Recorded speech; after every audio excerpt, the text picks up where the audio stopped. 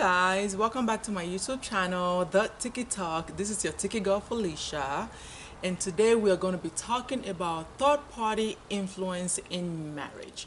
But before we get started, please don't forget to smash the like button, bang on the subscribe button, press the share button, and pound on the notification bell to be notified whenever I upload new content. And please do not forget to leave a comment to let us know how we're doing and also to suggest other topics we can explore together. Marriage is a beautiful institution between two people, but it's not perfect, okay? And the imperfection in marriage is normal, and it's a result of two people from different backgrounds and personalities coming together to become one. So yes, there is bound to be conflict, and these conflicts are also normal as well, as they create opportunities for the couples to get to know each other on a deeper level. So as conflicts begin to emerge, it is not uncommon for the couple, especially the wife, to go out and seek advice from family, friends, and others they think would have a better insight into the current situation they're dealing with in the marriage. And there's not supposed to be anything wrong with people going out to seek advice from people in their lives to help their marital woes. There's not supposed to be anything wrong with that. But please know that doing this is you inviting third parties into your marriage, which can sometimes make matters worse. Advice from third parties have a way of influencing how we manage our marital affairs. And if this is not managed properly, it can be the start of your marital breakdown and your private matters becoming an icebreaker topic for every conversation in the streets. The intentions might be good, but as we all know, that not all actions with good intent produce good outcomes. Sometimes we can't help but to go to the people we think know us the best for validation of our feelings and to support our actions. And family and friends are a good source of validation. And as much as we love these people and the advice they give, when it comes to your marriage, you need to keep them far away from your marriage. And yes, family becomes third party when you get married. Not all men appreciate third party opinions and influence in their marriage. Your marriage is a treasure that should be kept private, not secret now, private. Just like you would with your treasurable items. You keep them away from public eyes. You keep them away from, other people that don't need to see them from seeing them. This is how you should treat your marriage. Besides, people offer you advice because you invite them to, by divulging enough information about your marriage, which then gives them the permission to form an opinion about your marriage. Opinion that could potentially be applied into how you run your marital affairs. Now, when too many people are chiming into your ears about what to do and how to run your marital affairs, the likelihood of you making the wrong decisions goes from 0 to 10. Keep your marriage and the issues in it yours and seek professional help before Gary pass water. And if Gary don't already swore pass water and you find yourself in a dangerously toxic marriage that not even marriage counseling can help salvage, to the point where you feel the need to involve family, friends, and even a pastor, especially an African pastor, then that's when you know, girl, you need to run, pack your shit and run for the hills. Because most African pastors are bad news to marriage. That's a topic for another day. It is better to seek the counsel of a therapist than it is to seek one from a family or a friend.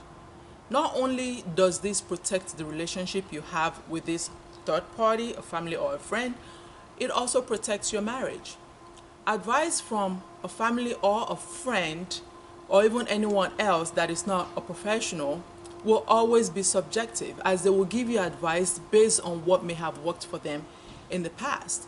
And they may even have a biased assessment of the situation. Okay? And not all advice is worth taking, not even the one that may have worked for somebody else in the past. For example, I was in a car with a friend and I was just, talking, and I just said, I wish I could get somebody, a professional, to be coming to my house and be cleaning my house so I didn't have to be doing it anymore. Right? So that way I have more time to spend with the kids on the weekends that I'm home. I'm spending time with my family rather than busy, cleaning the house. And her advice to me was, why not just hire a professional cleaner to come and be cleaning your house? I could even give you the phone number to my cleaner to come to your house and be cleaning your house for, $300, $400, or however amount they charge. Now, and she even went as far as saying, oh, you don't have to, do you have to tell your husband about it? You work, you make money, you can afford to do it. Yes, I could afford to do it. Yes, I work, I make money.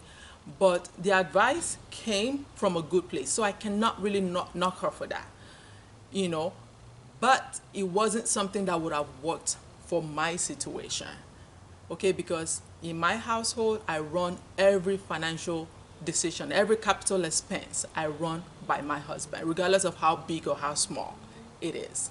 We talk about money in my household. It's always very important for us to talk about money. So we know what's coming in, what's going out, and how it's going out, and where it's going. Okay, that's what works for my family.